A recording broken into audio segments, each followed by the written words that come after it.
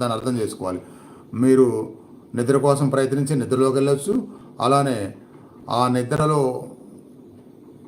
గంటల పాటు తెలియకుండా నిద్రపోకుండా కొంత చైతన్య స్థితిని ఉంచుకుంటూ మళ్ళీ ఇదిగో ఇంత టైంకి ఆ నిద్ర నుంచి నేను పూర్తిగా బయటికి రావాలి. ఆ లోపు కూడా మొత్తం నన్ను నేను మర్చిపోకుండా మానసికంగా కొంత ఆ చైతన్య స్థితిని ఉంచుకోగలగాలి అనేది కనుక మీరు కొంతకాలం సాధన చేస్తే ఆ సాధన వలన యోగానంద గారి లాగానే మీరు కూడా వాటిని సాధించవచ్చు అన్నమాట.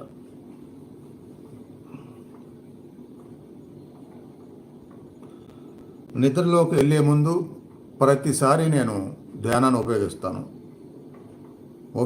ఉపయోగించి నిద్రలోకి వెళ్ళడం వలన ఆ ఉపయోగించినప్పుడు కొన్ని తెలుస్తూ ఉంటాయి. మనసుకి, శరీరానికి, అంతర్గత శక్తికి, విశేషతకి సంబంధించి కొన్ని తెలుస్తూ ఉంటాయి.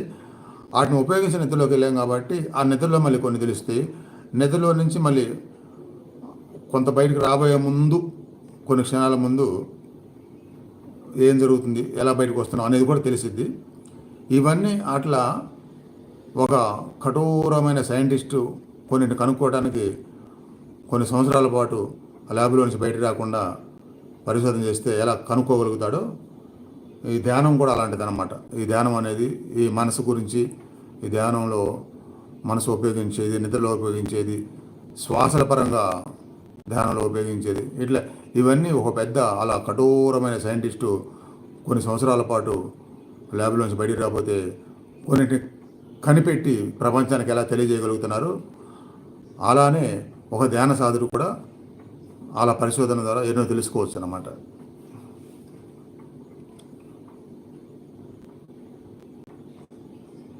ధ్యానం ద్వారా లేదా ఊహ ద్వారా లేదా అంతర్మౌనాన్ని అభ్యసించడం ద్వారా మీరు శరీరం నుంచి బయటికి వెళ్ళి తిరిగి వెనక్కి రాలేరేమోనని మీరు ఎన్నడూ చింతించాల్సిన అవసరం లేదు. ఇది కూడా అనుభవం ఇది కొందరికి. నేను బయటకు వచ్చాను, బయట నుంచి శరీరాన్ని చూసుకున్నాను, లేదా ఎక్కడికి వెళ్ళాను నాకు అది తెలిసింది, అప్పుడు నాకు భయం వేసి మళ్ళీ అలాంటి స్థితి ఎప్పుడైనా రాబోతుంటే మళ్ళీ భయం వేస్తుంది. ఇట్లా రకరకాలుగా భయాలు చెప్పుకుంటూ ఉంటారు.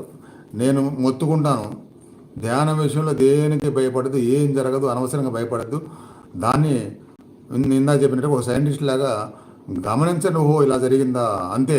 మళ్ళీ రెండోసారి అలానే జరగాలని లేదు, జరిగిన ప్రమాదం వస్తుందని లేదు. ఎప్పుడు కూడా ఒక్క క్షణం మీకు ఒక జర్క్ ఏదైనా ఫీలింగ్ వస్తే రావచ్చు, కానీ దాన్ని పట్టుకొని ఇంకా ఏదో జరిగిందని మీ మనసుని భయం అనే ఆ భూకంపంలోకి తీసుకెళ్ళొద్దు.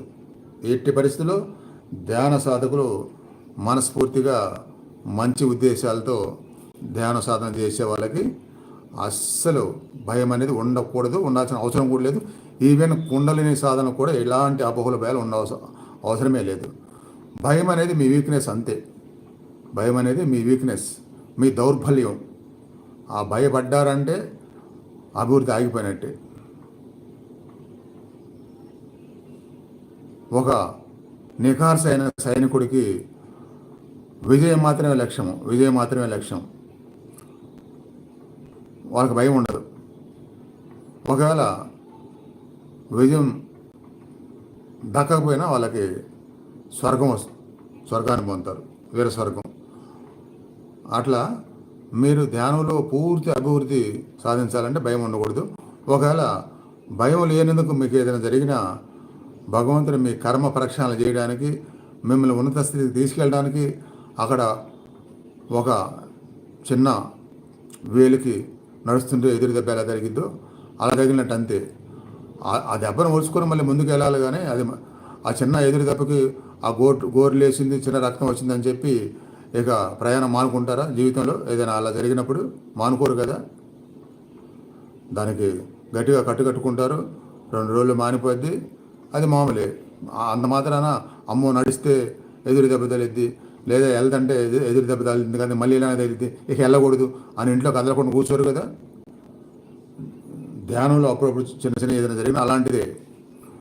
అలాంటి వాటికి అలా భయపడే వాళ్ళు, ఆపేసే వాళ్ళు ఇప్పుడు నేను చెప్పినట్టుగా మానసిక దౌర్బల్యం అనుకోవాలంతే.